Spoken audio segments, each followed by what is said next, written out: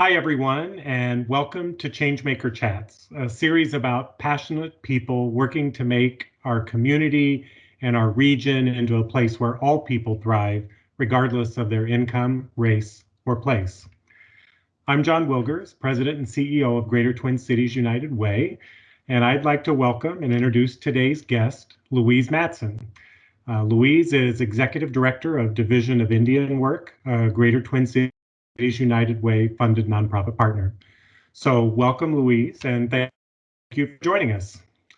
I thought, Louise, we could start out by maybe you just telling us about the work you do at Division of Indian Work and what it does to lasting change in our community. Well, Miigwech, thank you for having me here. I'm very excited to come and talk with you about this. So the Division of Indian Work, we've been around since 1952 here in this neighborhood. The original building was a few blocks away, but we've been on Lake Street for 25 years. So we're in the heart of the urban American Indian community. We serve tribal members from actually all over the nation. You know, Minneapolis is very diverse. Well, we are in Dakota homeland, and we honor that. We're also, as a relocation center, you know, we draw people and have drawn people from all over the country. And so we serve folks here in 4 different program areas, anywhere from our food shelf and health services to our foster care home for boys to our youth leadership development program with out of school time support. We do a lot of counseling, home visiting and parenting support here. And we also do again, a house for teen moms next door. We serve ages all the way from birth to elders. And, you know, again, just a wide variety of primarily urban American Indians. So all the nonprofits I talk to have had to pivot and work to support their communities in new ways over the past year. You mentioned that you're located on Lake Street, which has certainly been a part of our city that has been subject to the impact of the last year, probably more than other parts. So tell us about, first of all, being a nonprofit located on Lake Street. How are you impacted, and how has it impacted what you do? Well, being here in the, like I said, the heart of the Phillips and Powderhorn community, we were really impacted last year after the murder of George Floyd. And, you know, there's no mistaking that the Native community is well versed in police brutality and has, in fact, started the American Indian movement all those years ago was to address that. So definitely we're horrified and heartbroken, but when things just went from bad to worse on Lake Street, we began to be worried for the survival of our agency here. And well, it's just a building. We've been around, and we are very, you know, very, very important to provide services for our community. We don't have much, so we want to continue to do what we were doing, even in the face of COVID. We wanted to make sure we would be safe. So we were protected by the American Indian community. So we had members of the American Indian movement and community members that will come here in the evening and stand in the parking lot and turn cars away.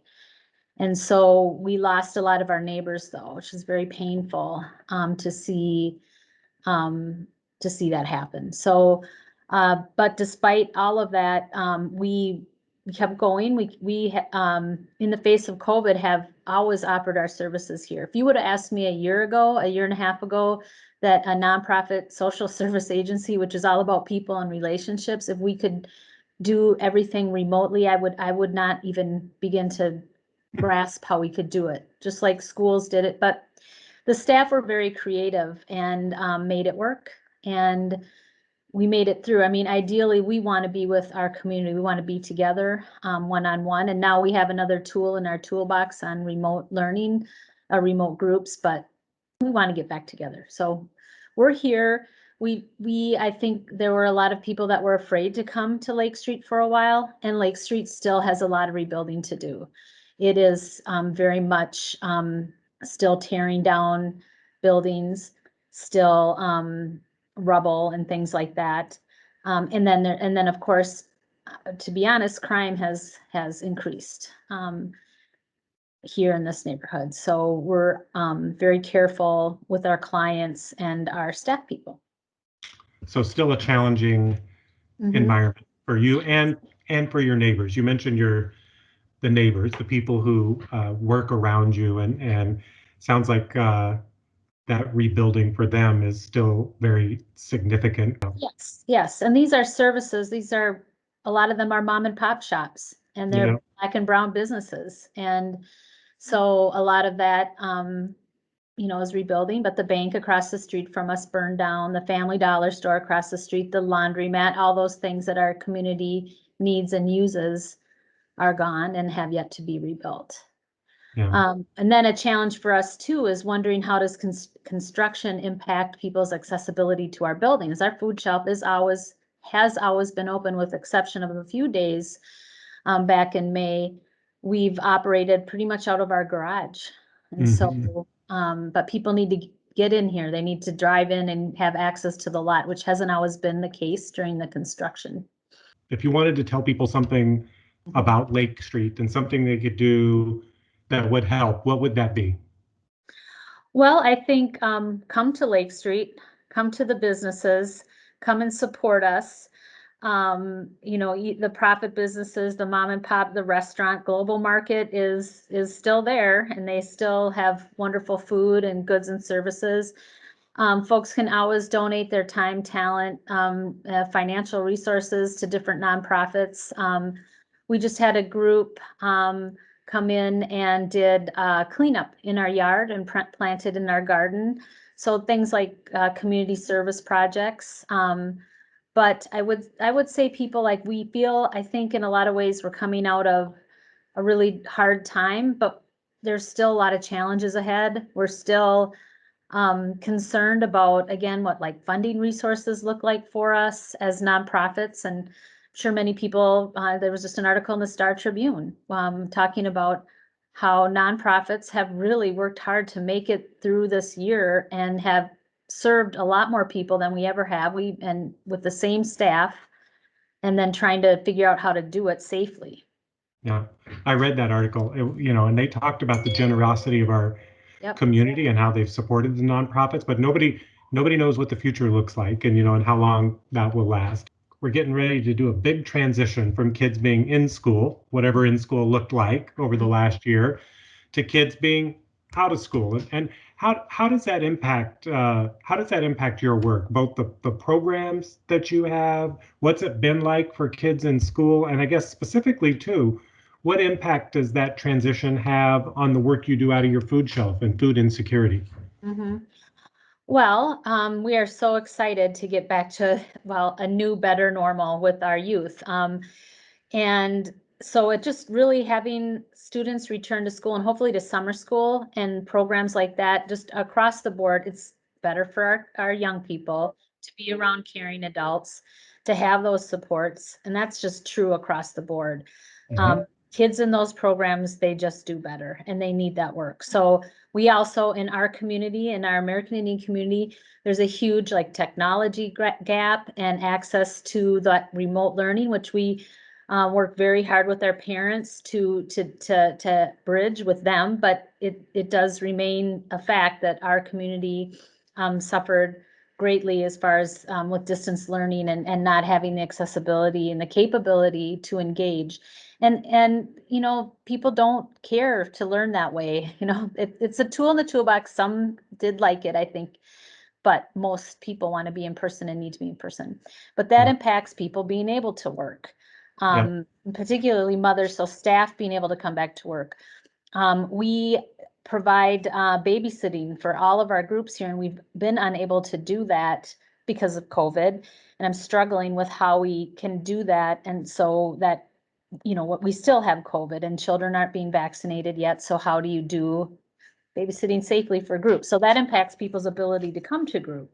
And food shelf, people being back in programs in school just means they will have more access to food. And so that might help ease the demand on the food shelf. But the demand has been great, and we've also been delivering food to elders and then to families. So if the youth haven't been able to come in person as much as we can, as they used to, we'll bring the families food along with activities and things like a knock and drop. A lot of people were doing that. Yeah. Knock and drop supplies, materials for activities and things like that to do via Zoom, and then food. So you and your organization recently were awarded one of our Community Impact Accelerator Awards, which was exciting and fun. Do you want to talk some about how you plan to use that grant money? Yes, well, we have a nutrition program here. We have a beautiful kitchen. We have a nutrition coordinator that we are lucky enough that it's funded through Dream of Wild Health, which are partners in an Indigenous Food Network. And so for us, we have been working on feeding our clients, our families that come here, our youth, everybody healthier Indigenous food. And so we're going to use that to support that work, as well as, we're still looking at trying to develop like an income source from our kitchen, and also maybe a job training program for young people to come up and learn how to be a chef or a caterer. So we'll use that to continue that work. It's really important. I mean, health is so related to, so just to equity, and our accessibility to being able to eat healthy foods and be healthy people like we used to be. Not that we aren't, but we do have, high rates of diabetes and other health effects from eating commodities and processed foods, being separated from that, like a lot of Americans are, frankly. Sure. Yeah. Just as I start to wrap things up, I guess I'll ask you the question I always ask people I have this dialogue with. So when you look at the work you do, when you look at the past year, what gives you hope?